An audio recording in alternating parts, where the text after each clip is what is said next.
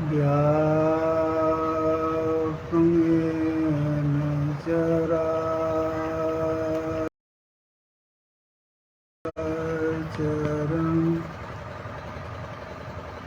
तत्पदं दर्शितुं तस्मै श्रीगुरुवे नमो नमो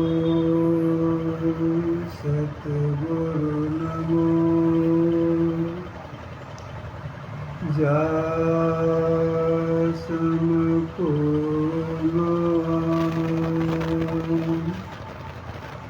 परम पुरुष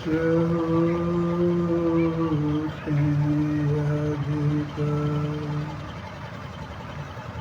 गावै संत सुजान धन्य सतगुरु सुखदाई महिमा कही न जाए जो कछु कहो तुम्हारी कृपा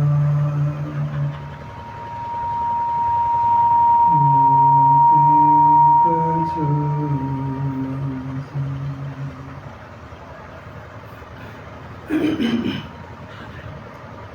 सम्माननीय साधु समाज धर्म प्रेमी सज्जनों माताओं एवं बहनों,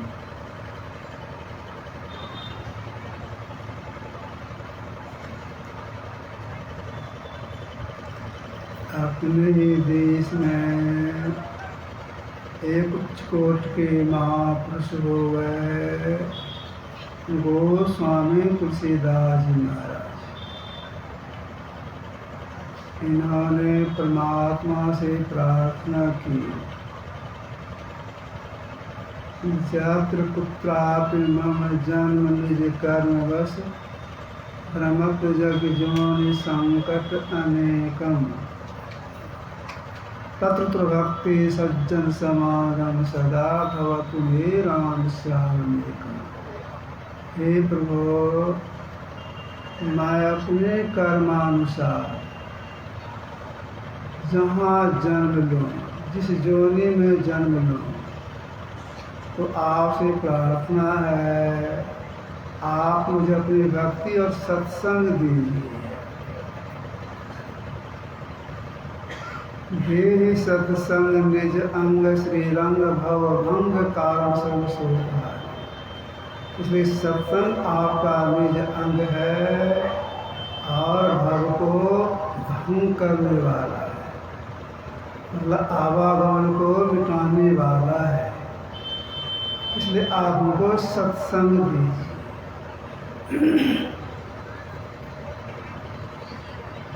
सत्संग को दो भागों में बांटा गया है। भस्म कीजिए। सत्संग को दो भागों में बांटा गया है। गुरुदेव की वाणी में है धर्म कथा बाहर सत्संगा, अंतर सत्संग ध्यान अभंगा। जो दोनों प्रकार के सत्संग को करते हैं उनका परम कल्याण होता है। धर्म कथा बाहर सत्संगा, अभी हम लोग बैठ कर के सत्संग करते हैं, यह बाहरी सत्संग है। अध्यात्म ज्ञान की इसमें जानकारी मिलती है, अंतर साधना करने की प्रेरणा मिलती है, बाहरी सत्संग। धर्म कथा वार सत्संग का अंतर सत्संग ध्यान अभंग। अभंग ध्यान को कहा गया आंतरिक सत्संग। जब यह सत्संग किन्हीं के द्वारा होता है तब जीव का भव भंग हो जाता है। आंतरिक सत्संग ध्यान अभंगा, अभंग ध्यान। अब अभंग ध्यान किसको कहेंगे? हम लोग ध्यानाभ्यास करने के लिए बैठते हैं,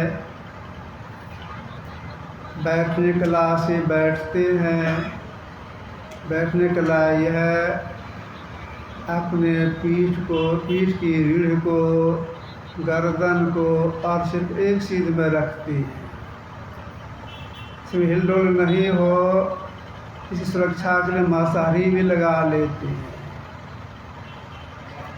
मसारी का अभाव में कपड़े सिर को ढक लेती हैं, मच्छर मक्खी तन से बच जाए। आँख बंद कर लेते हैं, मुँह को बंद कर लेते हैं। आँख बंद करके अब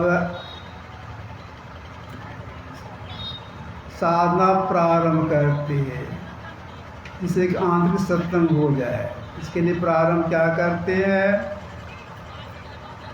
गुरु जो एक नाम जप कर लिए बता दी है, उस नाम को जपते हैं। क्या लगातार जप होता है? नहीं होता है। थोड़ा सा जप करते हैं, दूसरी बात आ जाती है। फिर शायद ख्याल पड़ता है, दूसरी बात हटा करके फिर जप में लगाते हैं। थोड़ा जप करते हैं, दूसरा चिंतन घुस जाता है। तो यह भंग जप नहीं हुआ, भंग हो गया।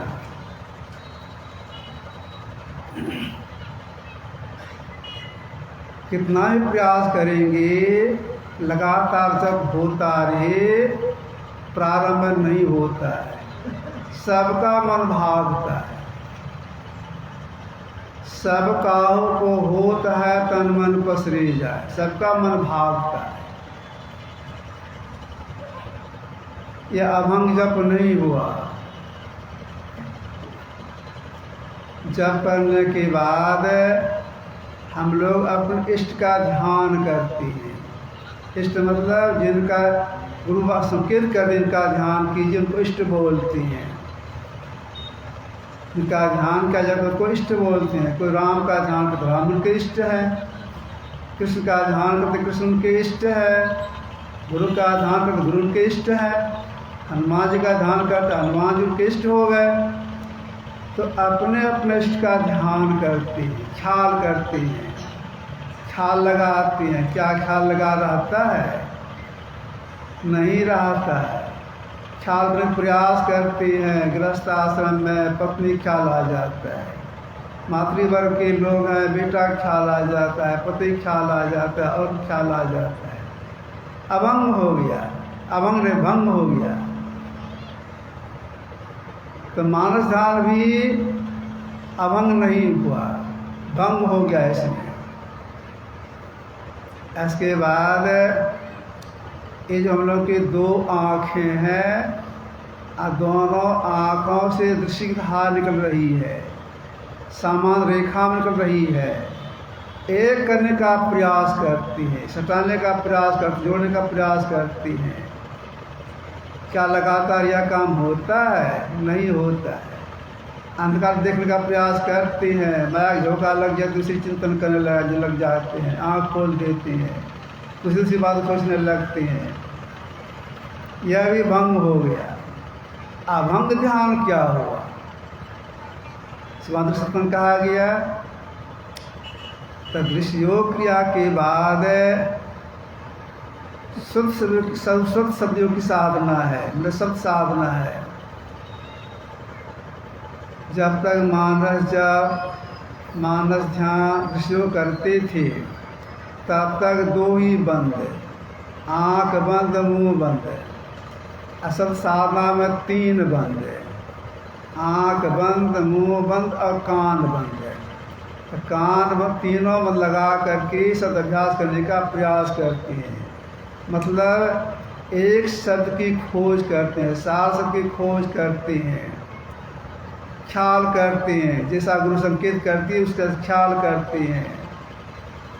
तो ख्याल क्या लगातार होता है, ख्याल है भीतर बहुत तरह का शब्द होता है, ख्याल कर उसमें एक शब्द को हम पकड़ें, ख्याल करते हैं, शब्द को पकड़ें, दूसरी बात आ जाती है, तीसरी बात आ जाती है, वो नहीं होता है, यह भी भंग हो गया।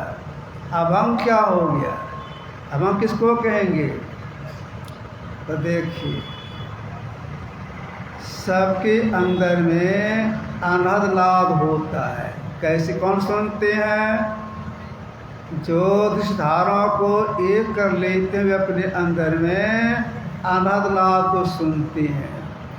उस अनहद नाद में एक नाद है जिसको महापुरुषों ने कहा अस्फुट, उद्गीत, प्रणव ध्वनि, राम नाम, उल्टा नाम आदि सब उसी कहा गया है। शब्द अभ्यास करते करते अगर गुरु की दया से वह सब पकड़ा चला जाता है, उस शब्द में पकड़ने वाले उस शब्द में भंग नहीं है, अभंग उसी कहा गया है। उठत बैठत कब न छूटे ऐसी ताड़ी लागी। 7 शब्द का जो पकड़ है वही है असल में अभंग ध्यान, यही असली सत्संग है। इस सत्संग को जो करती है वे दुखों से छूटती है। बाहरी सत्संग से प्रेरणा मिलती है, जानकारी मिलती है, लेकिन आवागमन का चक्र नहीं छूटता है। आत्म सत्संग शास्त्र की प्राप्ति में आवागमन का चक्र छूटता है। क्यों? शास्त्र की प्राप्ति में जीव की आत्मदृष्टि खुल जाती है। उसी आत्मदृष्टि से वह जीवात्मा सार सबको देखता भी है, सुनता भी है, परम साक्षात्कार करता है। जो कोई चाहे नाम सो नाम अनाम है, लिखन पढ़ में नन्हक्षर काम है, रूपवन रूपवन अनरेखते, अरे हारे परंतु गायब दृष्टि संत नाम वह देखते, गायब दृष्टि संत नाम वह देखते। गति किसको कहेंगे? हम लोग आँख खोल के देखते हैं, या गैर की दृष्टि नहीं है। गैर की दृष्टि मतलब आश्चर्य की दृष्टि, आत्मदृष्टि या नहीं है। तो आँख खोल के देखते हैं, गैर दृष्टि नहीं है, आश्चर्य दृष्टि नहीं है।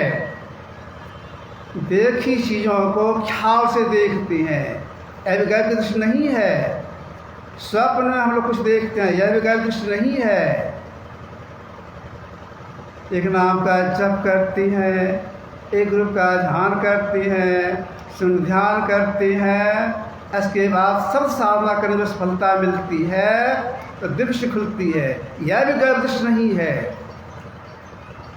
दृष्टि से परमात्मा का दर्शन नहीं होता है। तो दृष्टि के बाद तब गैर दृष्टि खुलती है। कैसे? एक नाम की प्राप्ति में गैर की दृष्टि आश्चर्य खुलती है। उस गैर की दृष्टि से आश्चर्य दृष्टि से वह नाम देखा जाता, सुना भी जाता है।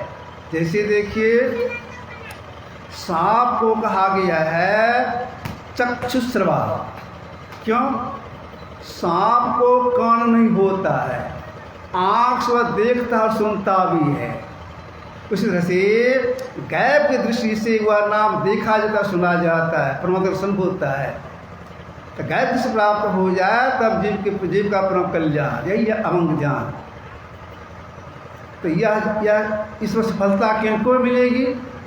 सफलता उनको मिलेगी जो एकांत स्थान में बैठेंगे और समय अधिक लगा के बैठेंगे, तब सफलता मिलेगी।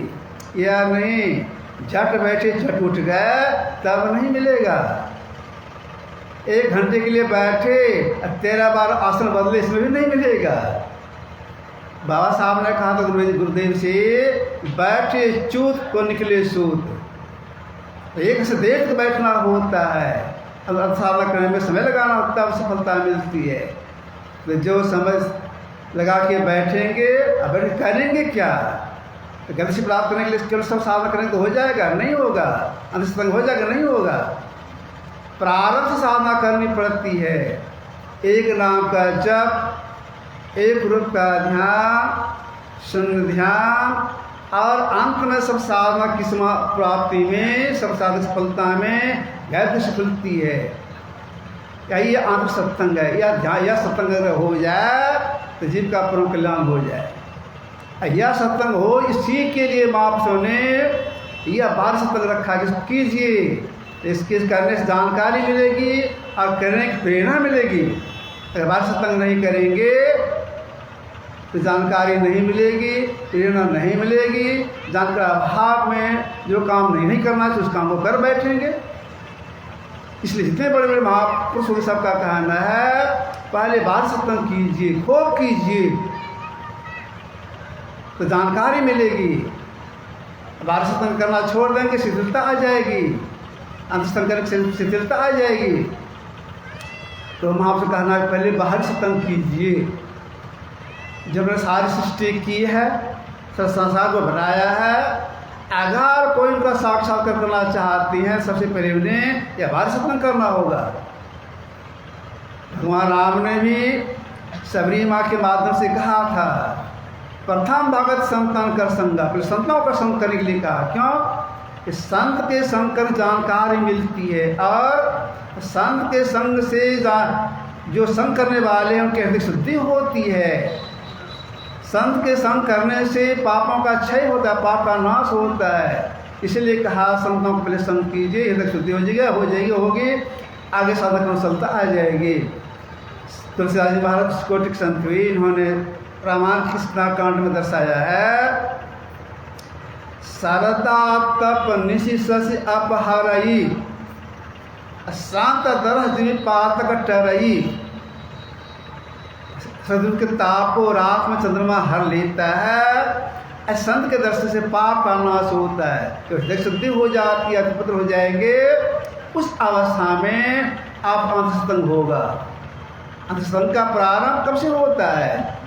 जब अंतर साधना करने में थोड़ा सिमटाव होता है, तब से अंतसत्संग प्रारंभ हो जाता है। और समाप्ति एक साथ के प्राप्ति में उसकी समाप्ति है। तो यह जानकारी इसी बाहरी सत्संग से प्राप्त होता है। इसलिए सब बाहरी सत्संग जरूर करना चाहिए, फल का जरूर करना चाहिए। गुरु महाराज अति वृद्ध हो गए थे, उस अवस्था में भी लोगों को प्रेरणा देने के लिए सत्संग में बैठते थे। जब तक सत्संग होता तब तक बैठे रहते थे। थोड़ा सा अगर विलम्ब हो जाता उसके लिए पश्चाताप भी करते थे। एक बार सुनाता हूँ। कुप्पा घाट आश्रम में गुरुदेव का निवास था। अपने आवास में थे। अपना कुछ दैनिक काम करने में विलम्ब हो गया। प्रातःकाल सत्संग था, तैयार होने में बेसी नहीं, 3-4 मिनट विलम्ब हुआ था, बेसी नहीं। इस बार गुरुदेव हमको अब ले चलो हम सत्संग में, तो ले गए, कुर्सी में बैठाए। अब कुर्सी में बैठ गए, तब गुरुदेव बोले, क्या बोले? हमको सत्संग आने में विलम्ब हो गया, क्षमा कीजिएगा। शिष्य क्षमा मांगते हैं। क्यों? सत्संग में विलम्ब नहीं करना चाहिए, आने में सत्संग में बैठना चाहिए।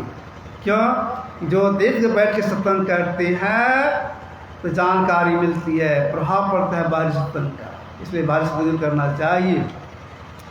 तो गुरुदेव वृद्धावस्था में भी सत्संग में बैठते थे।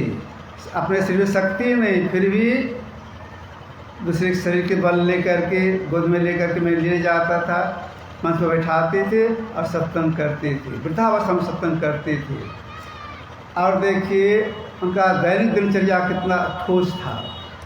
अति वृद्ध हो गए थे, फिर इस समय पर सत्संग ध्यान भी करती रहती थी, चुकते नहीं थे। जैसे देखिए प्रातःकाल का सत्संग, उसमें आरती बैठते थे। अपराह्न काल का सत्संग, उसमें रामायण पाठ, वाल्मीकि रामायण पाठ कर रहे थे, उसमें आके बैठते थे। ठीक से बैठते थे। आस्ती, प्रार्थना, संतस्ती, गुरुनीति, ग्रंथ पाठ होता था। और फिर संध्या काल में भी ध्यान करने के बाद सत्संग करती थी, जिसमें गुरु महाराज स्वस्थ थे। उसमें रात में सत्संग करते थे, रात में उनका प्रवचन होता था। क्यों? तो प्रेरणा ले, बाहर सत्संग जरूर करना चाहिए। तो बाहर सत्संग में अचल सबको आना चाहिए, ये ऐसा नहीं समझना चाहिए ऐसा 2 दिन का सत्संग किसी एक सिटी में चले जाएंगे, ऐसा नहीं, प्रत्येक आने का प्रयास करना चाहिए। ये आपकी समझ से रखा।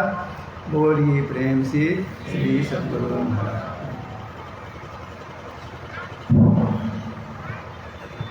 बोलिए प्रेम से श्री सद्गुरु महाराज की जय। अभी हम लोग पूज्य पाठ के मुखार से